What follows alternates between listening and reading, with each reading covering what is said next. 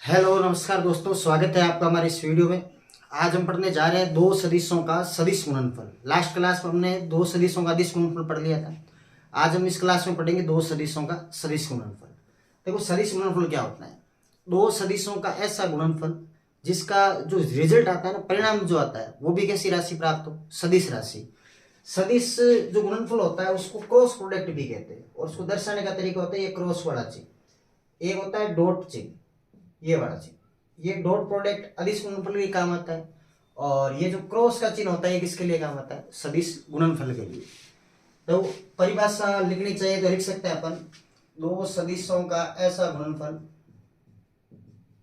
दो सदिशों का ऐसा गुणनफल जिसका जिसका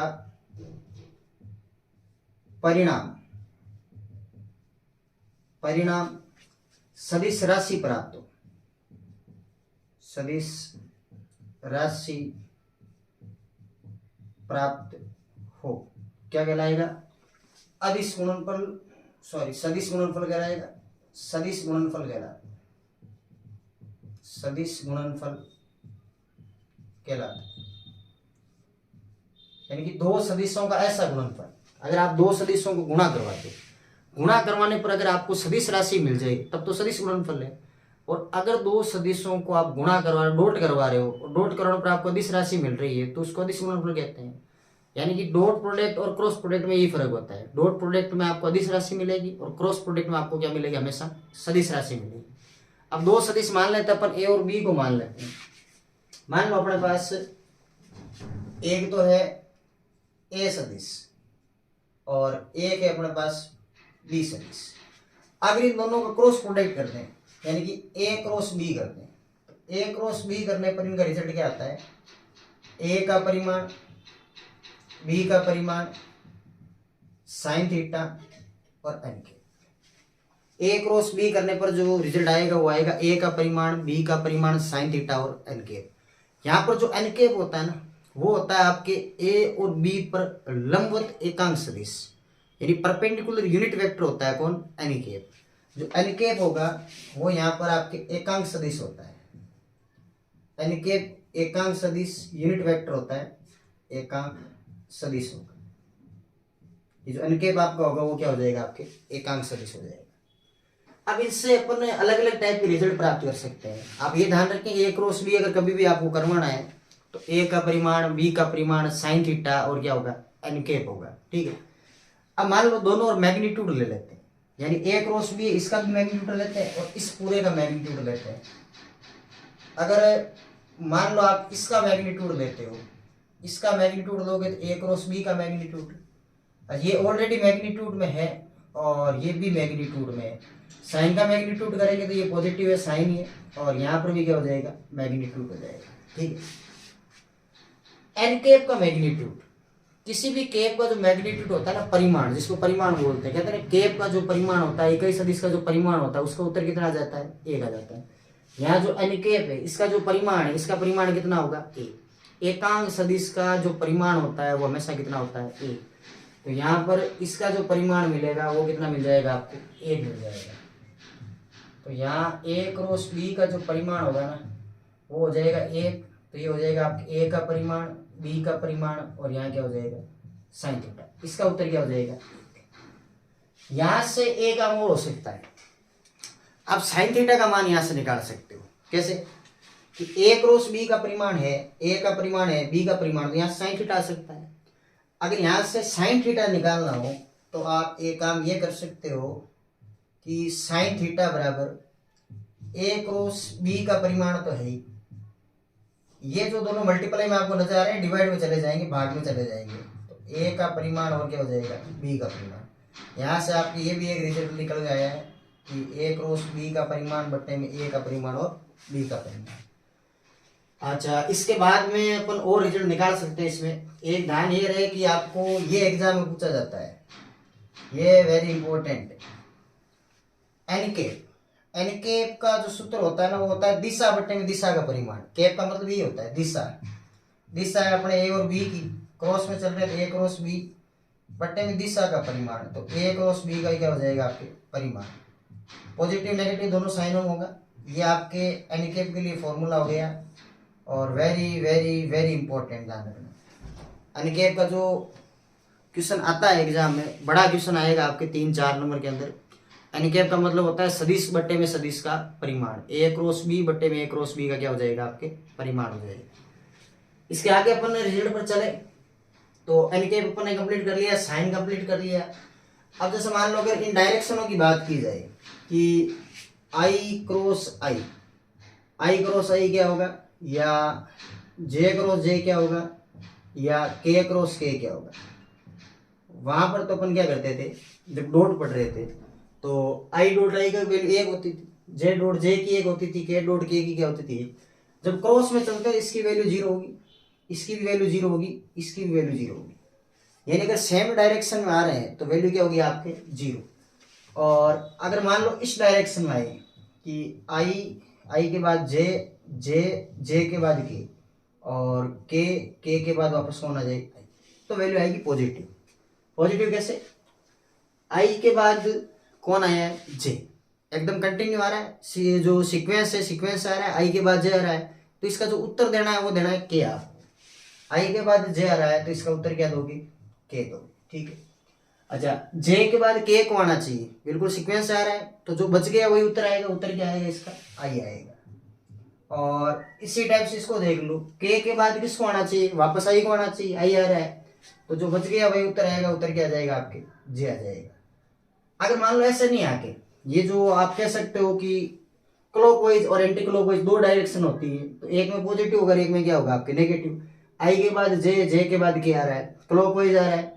और अगर एंटी क्लॉकवाइज बने तो एंटी क्लॉकवाइज में क्या बनेगा कि मान लो जे है, जे के बाद आई बन जाए, यानी इसी को उल्टा कर दिया है। अब जे के बाद आना किसको चाहिए था, के को, आया कौन है, आई, तो अब के नाराज हो जाएगा, किसका आएगा, माइनस का, ठीक है।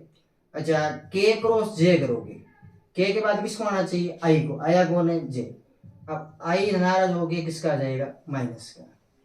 और अगर आप आई क्रॉस के करो, आई क्रॉस के, तो आई के बाद आना किसको चाहिए था, जे को, आया कौन है, के, तो यहाँ पर जो जे होगा वो किसका आ जाएगा आपके, माइनस का आ जाएगा। यानी ये दाने में अगर सीक्वेंस आ रहा है, आई के बाद जे आ रहा है तो जो उत्तर मिलेगा वो क्या मिलेगा, के।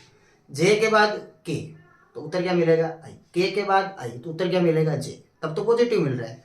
अगर मान लो नेगेटिव उत्तर कब आएगा, जब सीक्वेंस नहीं आ रहा, जे के बाद किसको आना चाहिए, के को, लेकिन आया कौन है, आई, तो अब के किसका आएगा, माइनस का। के बाद किसको आना चाहिए, आई को, आया कौन है, जे, तो आई किसका आएगा, माइनस का। आई के बाद किसको आना चाहिए, जे को, आया कौन है, के, तो जे किसका आएगा आपके, माइनस का। अच्छा, इससे एक बात ये पता लगती है कि जैसे आई क्रॉस आई आप 0 कर रहे हो, आई क्रॉस आई क्या कर रहे हो, 0, तो इसका सीधा सा मतलब है अगर कभी काम पड़ा ए क्रॉस ए का, तो सीधा सा उसका उत्तर क्या लिखेंगे, 0 लिखेंगे। अगर क्रॉस में सेम वेक्टर आ रहे हैं तो वहां पर उत्तर क्या मिल जाएगा आपको, 0 मिल जाएगा।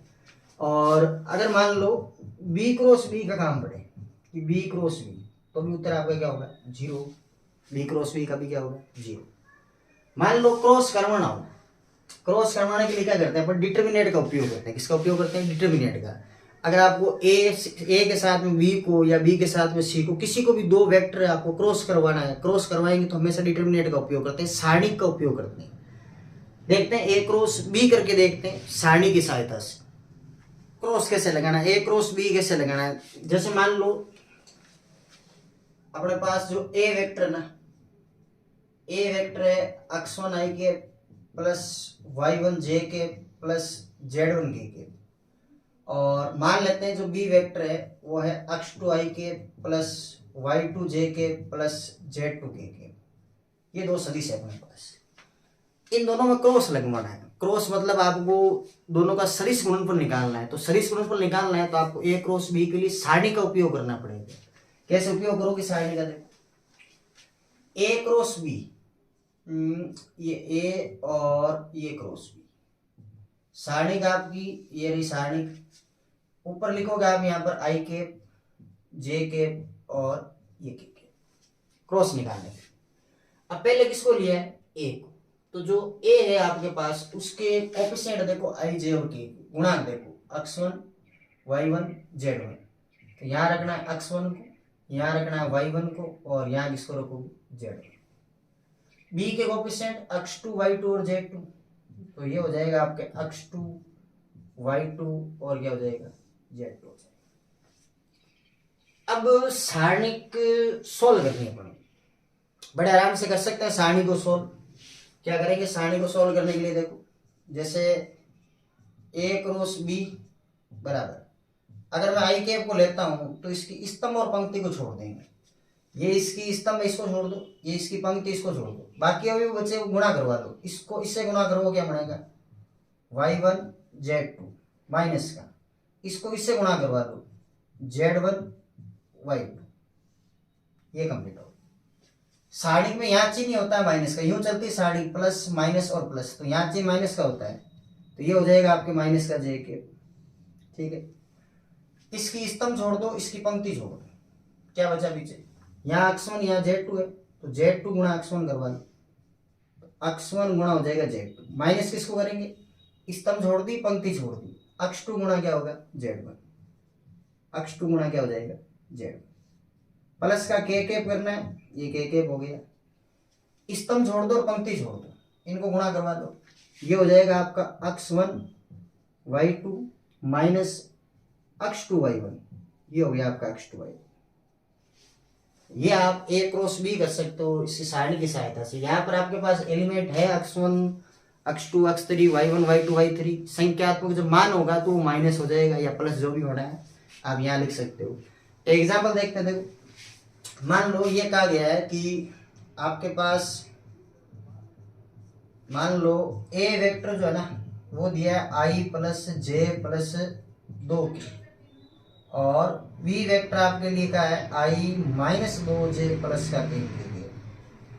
अब आपको a क्रॉस b करना है, तो a क्रॉस b सारणी की सहायता से होता है, ये लो a क्रॉस b सारणी बना लो, i j और ये के, a मतलब यहाँ 1 हो जाएगा, यहाँ 1 हो जाएगा, यहाँ 2 हो जाएगा, इसके गुणा b मतलब यहाँ 1 यहाँ -2 और यहाँ क्या हो जाएगा ये।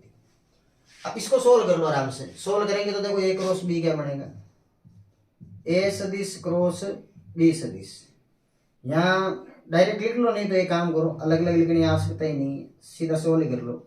आई के रो और कॉलम को छोड़ना है, स्तंभ पंक्ति को छोड़ना है, इसको छोड़ दो और इधर से इस पंक्ति को छोड़ दो, 3 गुणा ये क्या हो जाएगा 3, और ये माइनस का है, 2 दूनी 4 करोगे तो क्या हो जाएगा प्लस, ये प्लस का चला, माइनस का क्या हो जाएगा जे कैप, ये जे कैप, स्तंभ और पंक्ति को छोड़ दो, ये 3 और माइनस हो जाएगा 2, तो यहाँ हो जाएगा आपके 3 माइनस क्या हो जाएगा 2 हो जाएगा, प्लस का के कैप है, ये के कैप है, स्तंभ और पंक्ति को छोड़ो, -2 -1, तो यहाँ हो जाएगा आपके माइनस का 2, यहाँ हो जाएगा माइनस का 2।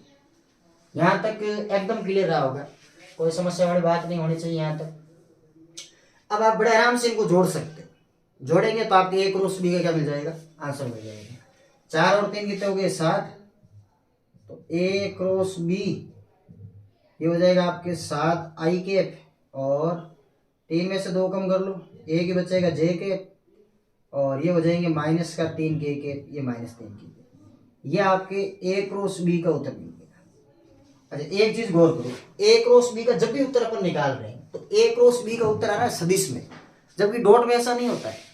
जब डॉट करते हैं तो आपको अदिश राशि प्राप्त होती है, वहां पर आई कैप जे कैप के कैप प्राप्त नहीं होते, जबकि यहाँ पर क्या होता है आई कैप जे कैप और के कैप प्राप्त होते हैं। तो ये परिभाषा होती है a क्रॉस b की, दो सदिशों का ऐसा गुणनफल जिसका परिणाम जो है रिजल्ट जो है वो हमेशा कैसी राशि प्राप्त हो, आपको सदिश राशि प्राप्त हो। इसके बाद आप चाहो तो यहाँ पर एक उदाहरण और ले सकते हैं अपन, देखो एक उदाहरण यहाँ लिख देते हैं। मान लो आपके पास इस बार बी और सी में लेते हैं, बी वेक्टर है वो है -i कैप -j कैप और प्लस के कैप, ठीक है, और C vector i plus j और प्लस का 3 के कैप लेते हैं, थोड़ा सा अलग हो गया इससे। बी और सी का लेते हैं, एक ही बात है, ए और बी का लो चाहे बी और सी का लो, आपको क्रॉस करवाना है। एक बात ये ध्यान रहे इसमें क्रॉस में इसमें क्या होता है कि क्रम विनिमय नियम की पालना नहीं होती। जैसे आपने डॉट में पढ़ा होगा कि ए डॉट बी बराबर होता है बी डॉट ए, यहाँ ऐसा नहीं होगा।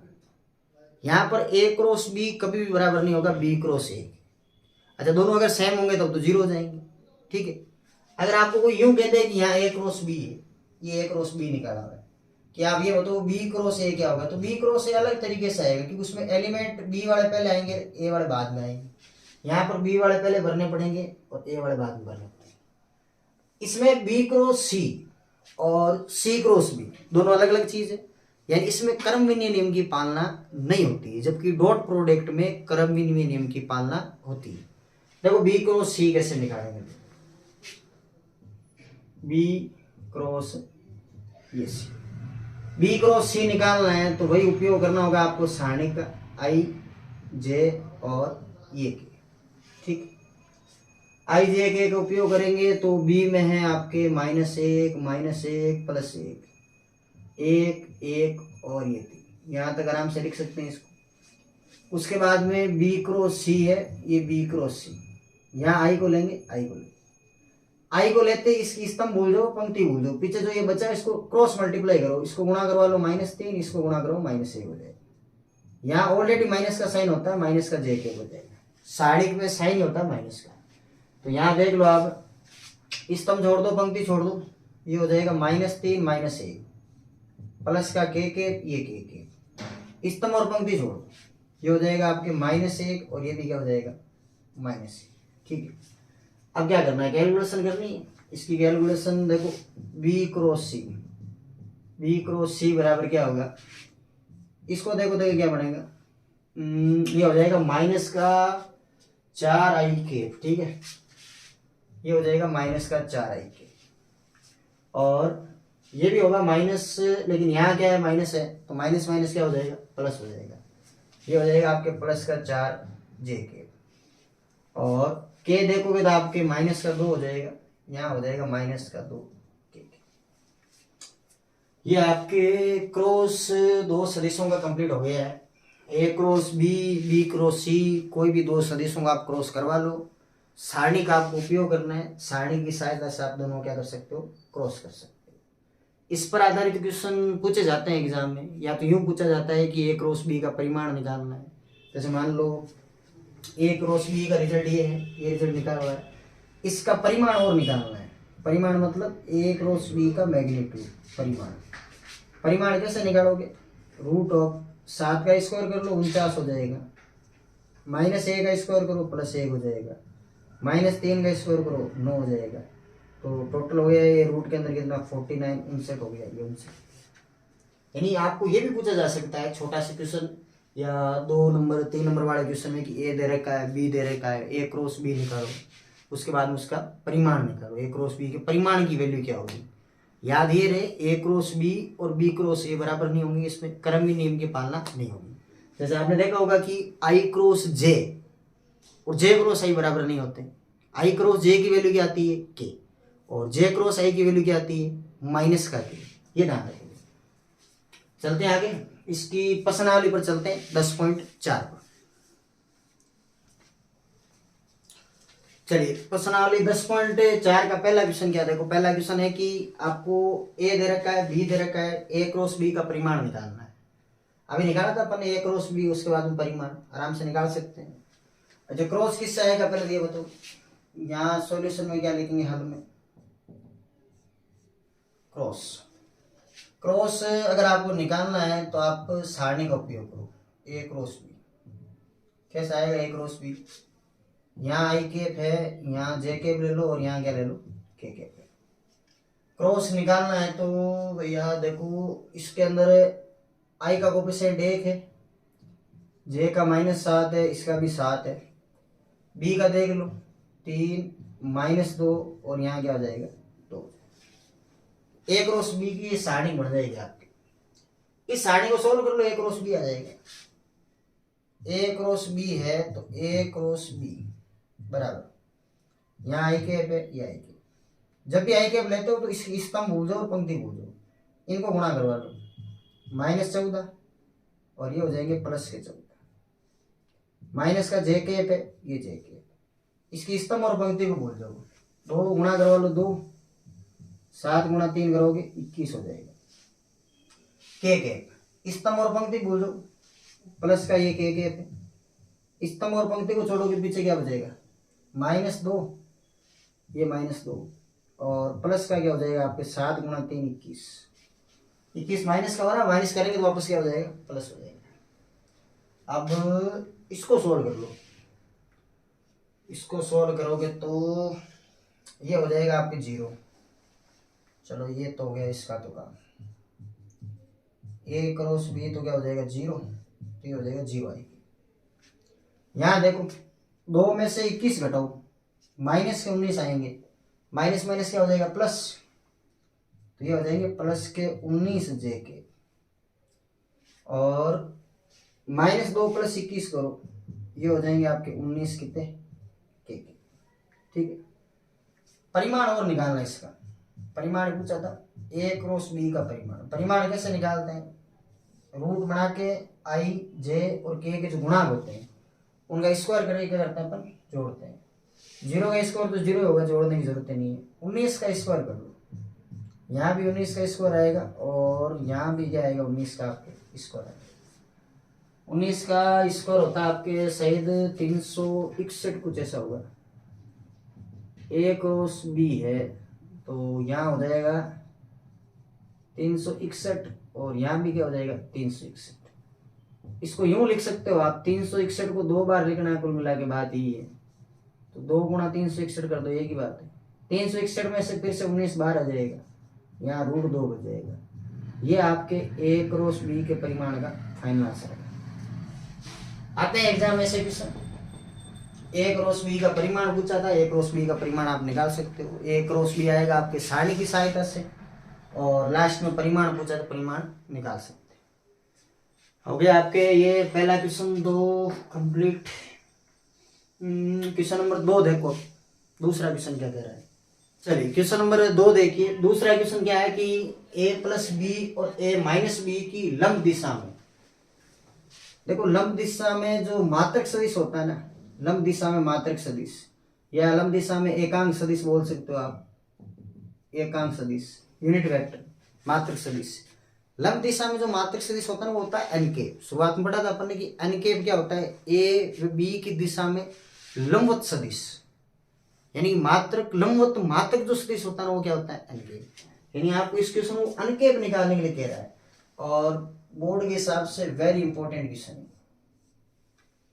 a + b और a - b पहले आपको निकालना पड़ेगा, फिर उनका मात्रक सदिश निकालना है, समझ गए बात। मात्रक सदिश मतलब n निकालना है, जहां आपके पास a तो ये दे रखा है और ये b दे रखा है। अच्छा, आपने n के लिए सूत्र क्या पढ़ा था, आपने ये पढ़ा था कि a क्रॉस b, जब a सदिश b सदिश दियो बट्टे में a क्रॉस b का क्या होता है परिमाण। लेकिन यहाँ कुछ अलग है, यहाँ किसकी दिशा में निकालना है, एक तो इस डायरेक्शन में और दूसरा इस डायरेक्शन में आपको निकालना है। देखो सॉल्व करते हैं एक एक बात को इसमें से। सबसे पहला काम करो आप, मान लो ये तो u सदिश है, a + b को मान लेता हूं u सदिश, और a - b को भी मान लेंगे, तो यहाँ आप ये बता सकते हो कि u सदिश कितना आएगा। a तो है आपके पास 3i + 2j + 2k, plus b कितना है i के + 2j के - 2k, यही बने। जोड़ना आप सदिशों में सीख सकते हो, कोई दिक्कत वाली बात है नहीं इसमें। i के साथ i जुड़ेगा तो ये सीधा 4 हो जाएगा, और j के साथ j जुड़ेगा तो ये भी 4 हो जाएगा, और ये k कट जाएगा 0 हो जाएगा। यानी आपने क्या किया कि आपने a + b को u मान लिया है, अब अपन a - b को v मान लेंगे। क्या मान लेंगे, v मान लेंगे। तो देखो यहाँ पर v सदिश बराबर लिख दूंगा मैं a सदिश - b सदिश, तो v सदिश बराबर a सदिश कितना है, a है अपने पास 3i + 2j + 2k, माइनस करना है b को माइनस करोगे तो -i और -2j और प्लस का क्या हो जाएगा 2k के। अब देख लो आप, माइनस करना है तो इसको वी सदिश 3i में साई कम कर लो 2i, 2j हटा लो, ये तो हो जाएगा आपके 0j, और 2 के कितने हो जाएंगे आपके 4 के। ये तो आ गया u, ये क्या आ गया आपके। अब आपको लंबवत एकांक मात्रक सदिश निकालना है, मतलब निकालना है क्या, एन कैप निकालना है। तो u और v की दिशा में एन कैप के लिए सूत्र क्या बनेगा, u और v की दिशा में एन कैप होगा, प्लस और माइनस का चिन्ह आएगा, यहाँ होगा u, यहाँ होगा क्रॉस v, बट्टे में क्या हो जाएगा u क्रॉस v का क्या हो जाएगा परिमाण हो जाएगा। ये फॉर्मूला है। तो इसमें क्या करेंगे, पहले u क्रॉस v निकालेंगे, फिर इसका क्या निकालेंगे परिमाण। तो u क्रॉस v आप जानते हो कैसे आएगा, u क्रॉस v आएगा आपके सारणी की सहायता से, i कैप j कैप और ये कैप। u मतलब ये ना, क्या लिखोगे 4 4 0, v मतलब ये 2 0 और ये 4, ठीक, u क्रॉस v हो गया। अब u क्रॉस v का उत्तर निकाल लो, तो u सदिश क्रॉस v सदिश बराबर i कैप ले लो, स्तंभ और पंक्ति को छोड़ दो, 4 गुणा 4 16, ये हो जाएगा 0, माइनस का j कैप ले लो, ये j कैप, स्तंभ और पंक्ति छोड़ो, 4 गुणा 4 16, माइनस क्या हो जाएगा 0, k कैप को ले लो, स्तंभ और पंक्ति को छोड़ दो, 0, माइनस क्या हो जाएगा 8। तो यहाँ देखो आप u क्रॉस v बराबर 16i कैप और माइनस का 16j कैप और माइनस का क्या हो जाएगा 8 के। ये तो फिलहाल आपने भी u क्रॉस v निकाला है, ये निकाला है, इसका परिमाण भी तो निकालना है। परिमाण निकालोगे तो ये हो जाएगा आपके u क्रॉस v का परिमाण, मैग्नीट्यूड निकालना है। तो अंडरूट ऑफ 16 का स्क्वायर कर दो, यहाँ हो जाएगा माइनस 16 का स्क्वायर प्लस और माइनस क्या हो जाएगा 8 का स्क्वायर। यहाँ पे देख लो कोई समस्या नहीं होनी चाहिए, स्क्वायर अपन कर लेंगे। 16 का जो स्क्वायर होता है वो होता है आपके 256 और फिर 256 आएगा, फिर 8 का क्या आ जाएगा आपके 64 आ जाएगा। देखो कैसे बनेगा, u क्रॉस v का परिमाण बराबर ये हो जाएगा आपके 256 और ये भी हो जाएगा 256 और 8 का हो जाएगा 64। 256 और 256 जोड़ दो आप, कितने हो जाएंगे, ये हो जाएंगे आपके 512 और 64 जोड़ दो, मतलब ये हो गए अंडरूट के अंदर कितने 576, और 576 में से आपको बताओ तो क्या बाहर आता है, 576 में से बाहर आता है 24, ये आ गया 24। अब थोड़ी सी जगह यहाँ ले लेते हैं इस वजह को, एन कैप निकालना है ना, प्लस और माइनस, इसका मान देख लो, इसका मान u क्रॉस v का केवल ये रहा, प्लस और माइनस है 16i cap minus 16j cap minus 8k cap, बट्टे में इसका परिमाण मैग्नीट्यूड देखना है। तो मैग्नीट्यूड कितना हो जाएगा 24, ये 24। अब आप चाहो तो इसको सेपरेटली डिवाइड कर लो, तो आपके जो एन कैप आएगा वो आएगा प्लस और माइनस 16 बट्टे में 24 कर दो, 8 का भाग 16 में तो 2 बार और 24 में चला जाएगा 3 बार, आई कैप 8 का भाग 16 में 2 बार, 24 में 3 बार, 8 का भाग 8 में 1 बार और 24 में कितनी बार 3 बार, और यहाँ आ जाएगा आपके के। ये आपके फाइनल आंसर बन जाएगा। यानी कि अगर आपको किसी क्वेश्चन में एन कैप निकालना है तो एन कैप का सूत्र होता है दिशा बट्टे में दिशा का परिमाण। अब यहाँ उसने कहा था a प्लस बी और a माइनस बी की दिशा है, तो a प्लस बी को u मानना है, a माइनस बी को v मानना है, तो उसकी डायरेक्शन क्या होगी u क्रॉस v। तो इसको u मानना है, इसको v मानना है, तो डायरेक्शन होगी u क्रॉस v। तो दिशा बट्टे में दिशा का परिमाण, तो u क्रॉस v बट्टे में u क्रॉस v का परिमाण होगा कि नहीं होगा। इसीलिए ये फॉर्मूला जो होगा आपके ये बनेगा कि एन के बराबर u क्रॉस v अपॉन में u क्रॉस v का परिमाण।